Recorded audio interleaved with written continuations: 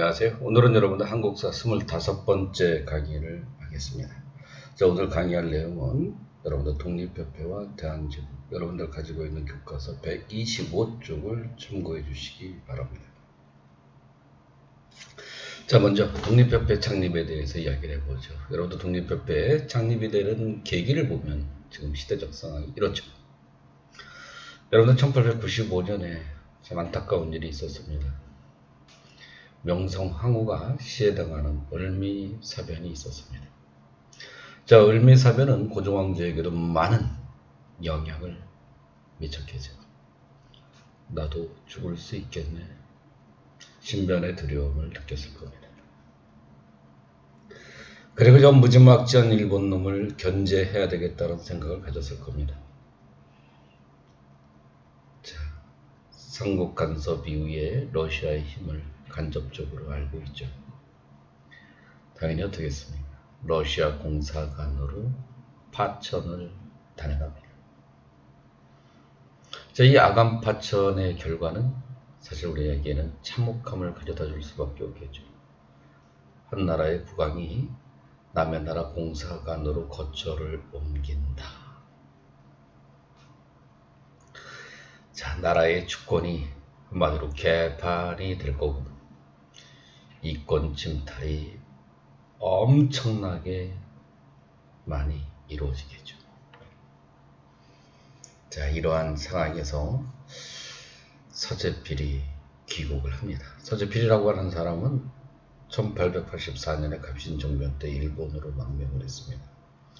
그리고 미국에 유학 가서 의학 박사가 돼서 현재 잘 안착해서 잘 살고 있었습니다. 그러다가 친구이자 동지였던 박영효가 귀국을 종용하게 되죠. 그래서 결국 귀국을 단행합니다. 자, 귀국하고 난 이후에 서재필의 활동은 우리가 안 봐도 뻔하죠. 아, 고종이라고 하는 사람이 빨리 환공을 해야 되겠구나. 어떤 자주국가의 모습을 보여줘야 되겠구나. 그리고 이권을 수호해야 되겠구나. 그리고 이러한 일들을 하기 위해서는 민중을 계몽하여야 한다는 생각을 가지겠죠. 자, 그래서 여러분들 정부의 지원을 받아서 서구 사상을 소개하기도 하고, 그리고 바로 서양의 발전된 모습을 소개함으로 인해서 민중을 계몽하는 데 앞장서는 독립신문을 창간합니다. 그리고 자주국가의 모습을 보여주기 위한 일환으로 4대 정책의 상징적 건물이었던 영운문이라고 하는 것을 해체시키고 그 자리에 독립문을 건립합니다. 그리고 모아관 자리에는 독립관을 세우게 되죠. 그리고 이 독립문을 세울 때 기금을 조성할 때 많은 백성들이 후원금을 냈는데, 이 후원금을 낸 사람들로 독립협회를 창립을 해요. 그래서 우리는 독립협회가 일종의 국민단체로 발전하는 모습을 보여주고 있다, 이런 평가를 하는 겁니다. 그리고 이제 활동이 좀 뻔하겠죠. 독립문과 독립관을 세워서 민중을 계몽하는 데 앞장섭니다.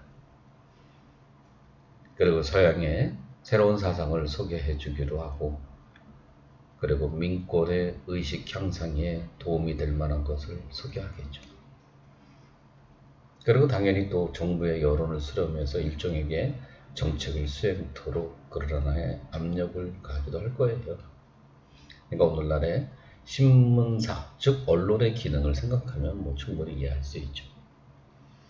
그리고 기관지로는 대조선 독립협회 회보를 가령하기도 하고, 그리고 강연회와 토론회를 개최합니다. 물론 강연회와 토론회의 그런 하나의 주제는 대체로 서양의 문물을 소개하는 것, 그리고 민권 신장에 대한 이야기, 그리고 이권 수호에 대한 필요성을 주제로 삼았겠죠. 그래서 여러분들 우리 독립협회는 여러분도 이렇게 사실은 이 아간파천 이후 주권과 이권을 수호하기 위한 바로 민중들의 여망, 갑신정변과 갑오일미개혁의 한계성을 극복해보기 위해서 먼저 민중을 계몽하는 데 역점을 두고 있었다는 게 아마 남다른 의의가 있을까라고 저는 생각을 합니다. 자, 그러면 여러분들 독립협회는 본격적으로 어떤 활동을 했는가 아주 구체적으로 이야기를 해보죠. 사실 아간파전 직후에 러시아에게 많은 이권을 빼앗기는 건 당연하죠. 근데 러시아에만 이권 빼앗긴 게 아닙니다. 우리나라가 여러분들 서구 열강 모두에게 최혜국 대우를 인정해 주기로 약속을 했습니다. 따라서 러시아에게 이권을 빼앗긴 것은 역시 또 다른 그 이권들이, 비슷한 이권들이 열강에게도 빼앗긴다는 얘기입니다. 당연히 이권 수호에 적극적으로 운동을 전개하지 않으면 안 되는 것이 독립협회의 활동이겠죠.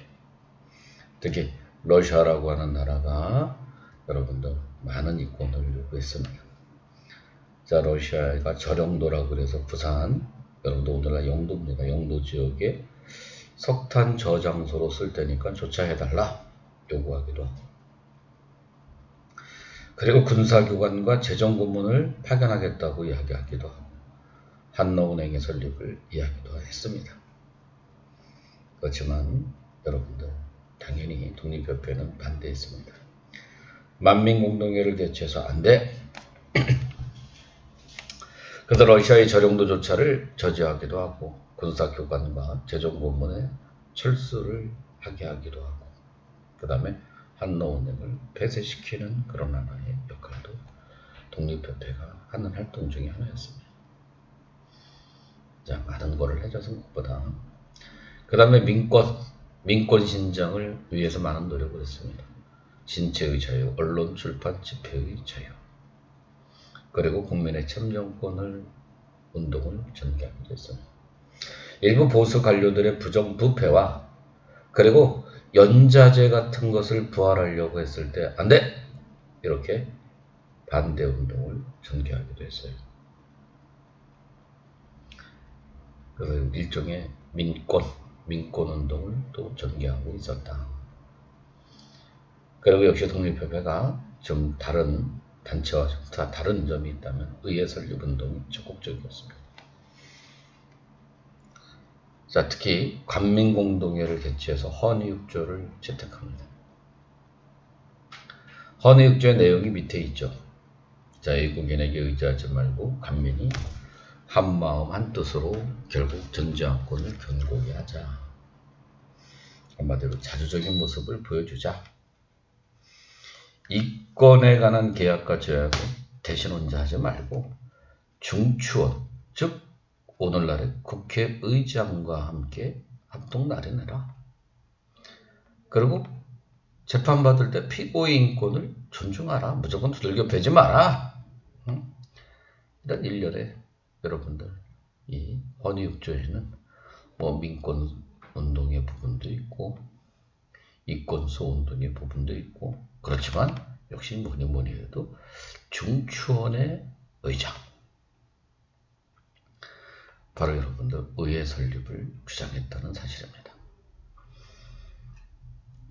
그래서 고정이라고 하는 사람도 결국 헌의육조를 수용했고, 따라서 중추원의 관제가 반포가 돼서 자, 입법권과 비준권 등을 행사하는 모습을 보여주는, 그래서 중추원이라는 거, 의회 설립이라는 거 절대로 잊으시면 안 돼요. 꼭 여러분들 중추원 관제, 중추원이라는 거 잘 기억해 두시기 바랍니다. 그럼 오늘날에 이 어느 나라식의 정치체제를 독립협회는 지향하는 것 같아요. 그렇죠. 바로 일본, 영국식 정치체제. 한마디로 입헌 군주제를 지향하고 있음을 보여줍니다. 자, 그런데 여러분들 독립협회가 너무 힘이 강해지기 시작하죠. 정치활동이 활발하게 전개되니까 자, 힘이 쏠린 현상이 나타날 겁니다. 어떤 당시의 보수 세력들이 위기의식을 느꼈을 거고, 이러다가 이렇게 독립협회를 회원들이 모든 정치를 장악하는 거 아닐까. 약간의 이제 불안한 마음을 가지고 있겠죠. 그건 이제 반대를 하고 싶어 합니다. 거기다가 또 고종이라고 하는 사람도 가만히 보니까 이게 장난이 아니에요.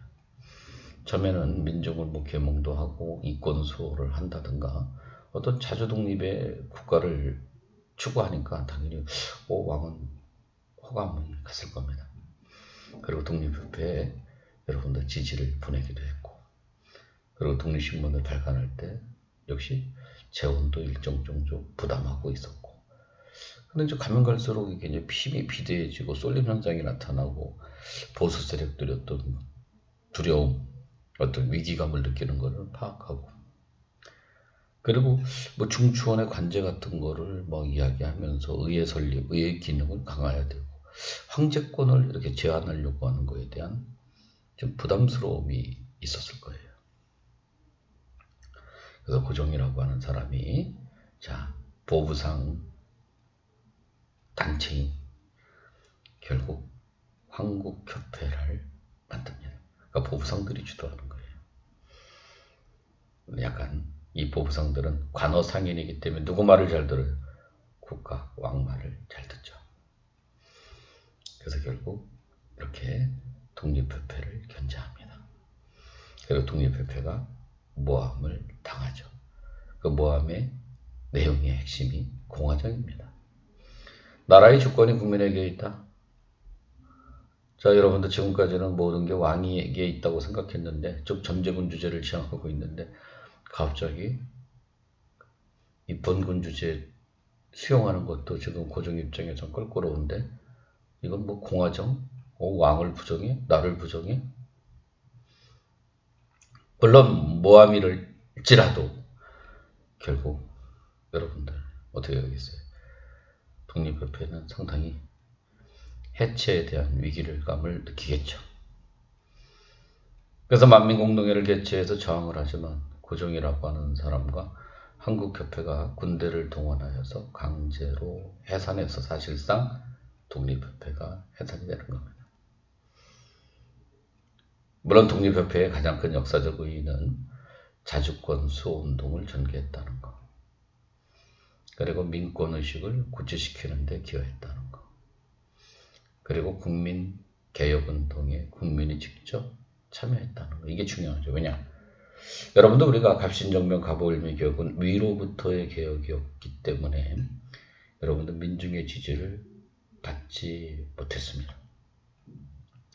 또 반대로 동학농민운동 같은 경우는 아래로부터의 개혁운동은 맞지만 어떤 면에서 볼 때 근대적 의식이 결여되어 있었죠. 자, 위로부터의 개혁의 한계성, 아래로부터의 개혁의 한계성을 극복하기 위해서 노력했던 단체가 독립협회입니다.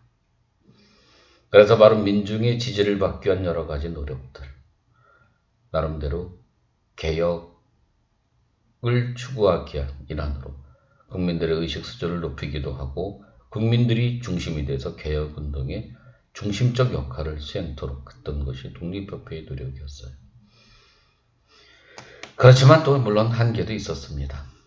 자, 이 열강의 침략성에 대해서 정확하게 인식하지 못한 어떤 당시의 사람들의 미국, 일본, 그 다음에 영국에 대해서는 우호적 인식을 좀 가지고 있었고, 그 다음에 냉정하게 말하면 러시아를 견제하는데 모든 포커스가 맞춰져 있다는 것이 한계성이었을 겁니다. 왜? 미국이나 영국이나 그 다음에 일본 결코 좋은 사람들이 아니라는 거죠. 그들도 역시 우리한테 일종의 무엇인가 있기 때문에, 무엇인가 가져갈 것이 있기 때문에 침략을 하기 위한 일환으로 오는 거지, 순수하게 도와주려고 하지는 않았다는 사실입니다.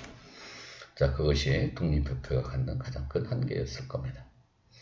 자, 그러면 이제 우리가 대한제국은 어땠을까? 물론 대한제국이야, 여러분들 독립협회가 첫 번째 한 게 뭡니까? 자주국 독립을 주장하면 고종 보고 빨리 돌아와, 환공해, 환공을 요구했을 거 아니에요. 기본이죠. 근데 여러분들 고종이 1년 만에 돌아옵니다. 자, 1년 만에 돌아오게 되면 어떤 느낌이 들었을까요? 그쵸. 우리 가출 소년의 마음이었을 겁니다. 좀 창피하죠. 물론 당시의 시대적인 그런 하나의 상황에서 보면 결국 파천을 할 수밖에 없는 결과를 상황이었다고 이야기하더라도 어쨌든 자, 일국의 국왕이 남의 나라 공소관에서 1년 동안 머물다 온다. 참 가슴 아프죠. 그리고 1년 만에 돌아왔습니다.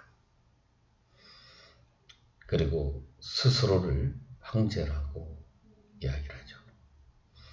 그래서 밑에 있는 건물 황궁을 하고 하는 곳에서 황제 주기식을 거행하고 원구단이라고 하는 곳에서 하늘에 제사를 지내서 결국 황제임을 만천하에 알리는 겁니다. 그리고 나라 이름을 대한이라고 이야기를 하죠. 그리고 바로 대한국제국외조를 선포해서 자, 대한제국이 자주 독립국임을 천명하는 그런 문건을 선포하는 겁니다. 그런데 대한국제국외조를 보면 여러분들 좀 이렇게 금방 딱 느낌이 들었을 거예요. 자, 1조 딱 보니까 뭐랍니까? 대한국 세계민국의 국민은 자주 독립국가이다. 2조 대한국 정치는 만세불변의 전제 정치다. 여러분들 독립협회가 그렇게 요구했던 입헌군주제, 의회 설립 기능 막 이렇게 해주는데 지금 딱 보세요. 그러니 대한제국을 세우려고 하는, 대한제국을 세운 고종이 독립협회 싸대기 한 대 휘날릴 수밖에 없는 거죠, 지금. 2조, 여러분들 대한국 정치는 만세불변의 정제정치, 이게 한 방에 모든 그런 하나의 대한제국의 모습이 끝난 거죠, 전제군주제. 3절은 대한국 황제는 여러분들 무한한 군주권을 누리며 대한국 황제는 육해국을 아마 지가 다 해먹겠다는 거 아니에요, 지금. 응? 그리고 여러분도 황제권을 강화시키기 위해서 원수부를 설치합니다. 자, 원수부라고 하는 건 여러분들 황제가 여러분들 군권을 장악해서 쉽게 말하면 군최고 통수기구예요. 쉽게 말하면 군최고 지휘기구야. 그리고 무관학교 설립하고 내장원도 설치하죠. 그래서 내장원에서 황실의 재원을 확보하고 개혁을 주도하는 겁니다. 사실상 모든 것이 1인 독재체제, 전제 군주제의 모습을 보여주는 내용이 바로 대한국제국외조입니다. 자, 그렇다고 그래서 무조건 여러분 어떻게 돼요? 황제만 나는 내가 최고야, 내 거야, 우리 조선은 내 거야 이렇게만 할 수는 없죠. 또 어쨌든 근대적인 모습도 결국 수용해야 돼서 결국 광무개혁을 단행합니다. 광무개혁이라고 하는 거죠. 이 대한제국이 결국 수립이 되면 여러분도 어떻게 되겠어요? 황제니까 연호가 발표되는데 그때 연호가 광무입니다. 그래서 광무라는 연호가 시행되고 있을 때 결국 개혁이다. 그래서 광무개혁이에요. 근데 이제 광무개혁의 방향이 바로 구본신참이라는 겁니다. 구본신참이. 자, 구본신참이라는 뜻은 옛것을 기본으로 하고 새로운 것이 플러스 된다. 한마디로 옛것이라고 하는 건 전제, 군주제, 황제권을 강화시키고 근대적인 부분을 받아들이겠다. 그럼 도대체 어떤 내용이냐. 일단 토지정책으로 양전사업을 실시합니다. 정확하게 토지를 조사하죠. 그리고 토지문서를 발급합니다. 즉 지계라는 걸 발급해요. 물론 이런 지계 발급의 목적은 소유권을 인정해 주는 거기도 하지만 또 한편으로는 국가가 토지 소유권자를 명확하게 함으로 인해서 뭐합니까? 그렇죠. 세금을 정확하게 걷어들여서 국가 재정의 확보의 목적이 있는 거죠. 그리고 식사농업 정책의 일환으로 제조업 등 여러분들 회사 설립과 그 다음에 은행 설립에 여러분들 설립이 이루어지는 겁니다. 그리고 교육 정책으로는 여러분들 실업 학교 유학생들이 파견, 특히 여러분들 유학생을 많이 파견하도록 이렇게 권장을 해요.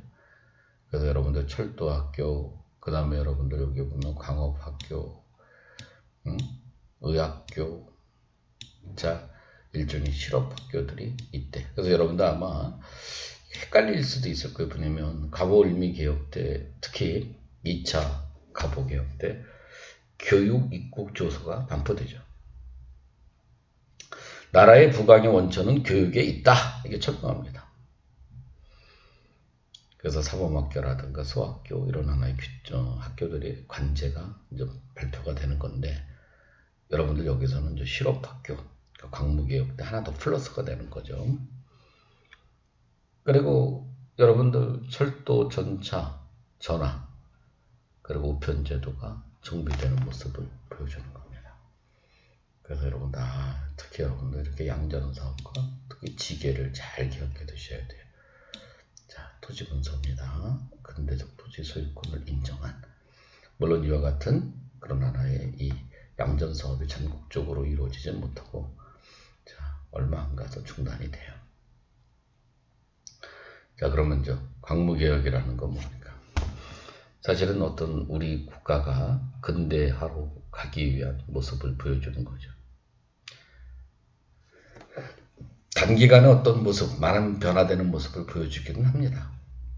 그렇지만 한계는 있어요. 왜냐면 너무 지나치게 황제권을 강화시키는데 포커스가 맞추다 보니까 어떤 민권, 백성들의 기본권이 보장이 소홀해지는 결과를 가져오는 게 여러분들 광무개혁의 한계성이라고 이야기를 할 수 있을 겁니다. 자, 이해되셨죠? 자, 이것으로서 이제 여러분들 독립협회랑 그 다음에 광무개혁을 이야기했는데, 자, 여러분들 우리가 지금까지 이렇게 쭉 오는 과정에서 제국주의 국가들이 우리나라를 침입했고, 특히 여러분들 제국주의 국가였던 일본이 우리에게 문을 열게 하죠. 그럼 과연 제국주의 국가가 어떤 나라들일까 한번 정리를 해보기로 하죠. 자, 여러분들 우리가 18세기는 양대혁명, 바로 시민혁명과 산업혁명이 있었습니다. 자, 이 시민혁명과 산업혁명은 유럽의 많은 사회, 경제, 정치의 변화를 가져오죠. 그 중에 여러분들 산업혁명은 자본주의 발전을 가져오게 됩니다. 그래서 여러분들 어느 정도 시간이 지나다 보니까 이제 19세기 가면 이런 자본을 소수 몇몇 자본가들이 독점하는 독점 자본주의로 발전을 해요. 그래서 이 독점 자본가들이 많은 잉여 생산물을 갖게 되고 잉여 자본이 축적이 됩니다. 자, 새로운 시장을 개척해야 되는데 사실 유럽 자체적으로 보면 이미 어떤 포화 상태라고 그럴까요? 투자처가 마땅한 곳이 없습니다. 새로운 투자처의 필요성이 지금 나타나는 시기예요. 자, 또 다른 측면에서 보면 여러분들 시민혁명, 특히 프랑스 혁명, 그리고 나폴레옹이 여러분들 팽창, 그래서 나폴레옹이라고 하는 사람이 유럽의 각 나라들을 쳐들어가는 팽창의 모습을 보여주죠. 특히 나폴레옹 전쟁 이후에 유럽에서는 어떤 종전에 없었던 근대적 민족주의, 즉 내셔널리즘이 탄생을 해요. 니네 민족, 우리 민족, 프랑스인, 독일인, 영국인, 이런 식으로 어떤 민족주의가 아주 강하게 형성이 됩니다. 특히 남의 민족을 철저하게 좀 부정하고 비판하는 배타적 민족주의로 발전을 해요. 자, 배타적 민족주의와 독점 자본주의가 결합을 합니다. 지금 여러분들 잉여 자본과 잉여 생산물을 투자해야 될 새로운 시장의 필요성이 대두되고 있습니다. 자, 이 시장을 바로 그 민족을 대표해서 국가가 나서서, 자본가가 아닌 국가가 앞장서서 시장을 개척해 주고 있습니다. 자, 이러한 역사의 큰 흐름을 우리는 제국주의라고 이야기를 하는 겁니다. 이러한 제국주의는 결국 여러분들 이렇게 새로운 시장의 필요성으로도 국가가 앞장서서 시장을 개척한다 그랬죠. 역시 이런 국가를 제국주의 국가라고 하겠죠. 제국주의 국가들은 아시아나 아프리카로 진출합니다. 그리고 식민지를 확보하죠.